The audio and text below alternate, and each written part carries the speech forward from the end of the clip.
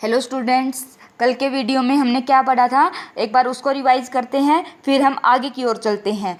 Last video में हमने पहले 5 सेंटेंसेस पढ़े थे, उसके बाद अपस्ट्रफ यूज अस का यूज करना सीखा था। उसके बाद जो पोजीशन है उसके टाइप पढ़े, कॉमन पोजीशन और स्प्लिट पोजीशन। उसके बाद नाउन के एक अलग दायरे में पहुँचे, यूनिट, उसके टाइप पढ़े, unit fraction, proper fraction, mixed fraction, improper fraction. उसके बाद हमने डेफिनेट यूनिट के बारे में स्टडी किया, इनडेफिनेट यूनिट के बारे में स्टडी किया। फिर आज हम पढ़ते हैं वो ट्रिक बताई थी उसके बारे में, उसको हम डिटेल में पढ़ेंगे आगे की वीडियोज़ में भी। तो देखो, ट्रिक थी अवध से पहले। तो ए से मैंने क्या बताया था, बोलो। ए से अमाउंट, डब्ल्यू से वेट, डी से डिस्टेंस, एच से हाइट, एस से स्पीड, पी से पीरियड ऑफ टाइम।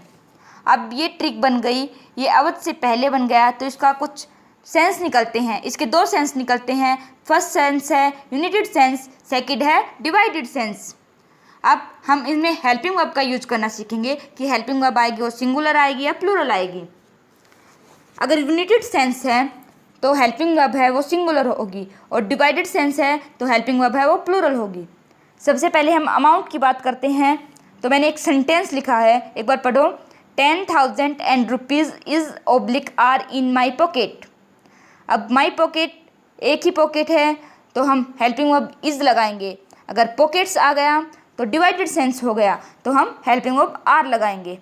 नेक्स्ट है अमाउंट का ही है, 10,000 rupees is oblique are saved today. अगर सेव्ड है, बच गए, तो यूनिटेड सेंस है तो इज लगाएंगे। डिस्ट्रीब्यूटेड, डिस्ट्रीब्यूटेड का मीनिंग ही डिवाइडेड होता है, तो हम हेल्पिंग वर्ब आर लगाएंगे। नेक्स्ट आता है वेट। वेट मैंने सेंटेंस लिखा है, एक बार पढ़ो मेरे साथ। 65 kilograms is oblique are his weight. अब देखो, ये यूनिटेड सेंस है या डिवाइडेड सेंस है। मान लो मैंने किसी व्यक्ति से, किसी पर्सन से उसका वेट पूछा कि आपका वेट क्या है, तो वो ये तो नहीं बोलेगा मेरे सिर का वज़न इतने किलो है, मेरे पैर का वज़न इतने किलो है, मेरे हाथ का वज़न इतने किलो है। वो अलग अलग अपना वज़न नहीं बताएगा, वो सिर से लेके पैर तक अपना एक ही वज़न बताएगा। तो एक ही बताएगा तो यूनिटेड सेंस हुआ। यूनिटेड सेंस हुआ तो हेल्पिंग वर्ब भी सिंगुलर होगी, सिंगुलर हेल्पिंग वर्ब यूज करेंगे। तो 65 kilograms is his weight. Next आता है हमारे पास डिस्टेंस। डिस्टेंस पढ़ेंगे तो सेंटेंस पढ़ते हैं, 5 miles is oblique are covered. 5 mile रास्ता है वो कवर्ड हुआ।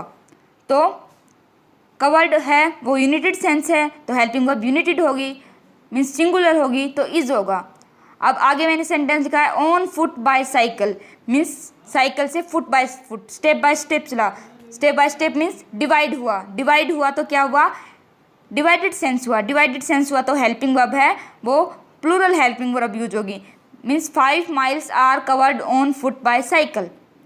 अब हम आगे बात करते हैं नाउन की वोकेबुलरी के बारे में। वोकेबुलरी मैंने मेरी पहली वीडियो में बताया था। वोकेबुलरी का मतलब होता है हमारा स्पेलिंग टेस्ट। वोकेबुलरी में हमने नाउन के बारे में पहले पढ़ा था कि 2 टाइप्स के बारे में पढ़ा था, वो थी काउंटेबल नाउन और अनकाउंटेबल नाउन। काउंटेबल नाउन में हम प्लूरल नहीं यूज करते, मीन्स अस या ईएस नहीं लगाते। अगर हम कोई भी सेंटेंस है, कोई भी वर्ड है, वर्ड ही होता है बेसिकली, उसके बाद अस या ईएस लगा देते हैं तो उसका मीनिंग चेंज हो जाता है। देखो, मैंने कुछ वर्ड्स लिखे हैं, उसके बाद प्लूरल बनाया है तो उसका मीनिंग चेंज हुआ है। तो वोकेबुलरी में हम यही स्टडी करेंगे। पहला लिखा मैंने पेन। पेन का मतलब होता है एक, मतलब दर्द। पेन्स अगर प्लूरल बन गया तो स्ट्रगल आ गया, एफर्ट्स आ गया। नेक्स्ट लिखा मैंने मनी। मनी का सिंगुलर मीनिंग होता है वेल्थ, प्लूरल होता है मनीज। मनीज का होता है असिस्ट। थर्ड है आयरन। आयरन सिंगुलर है तो इसका मीनिंग है मेटल। आयरन्स प्लूरल है तो इसका मतलब है चेन, बेड़ियाँ। आगे गोल्ड। गोल्ड सिंगुलर है तो वो मेटल है, गोल्ड्स हैं। अगर वो प्लूरल बन गया तो वो मेटल बन गया। आगे है वर्क। वर्क सिंगुलर है तो टास्क, अगर वर्क्स प्लूरल है तो उसके 2 मीनिंग निकलते हैं। फर्स्ट है रिपेयर, सेकंड है लिटरली राइटिंग। अब वर्ड सिंगुलर है उसके दो मीनिंग निकलते हैं। पहला प्रॉमिस, मान लो मैंने सेंटेंस लिखा I must keep my words, मैं अपना शब्दों पर रहूँगा।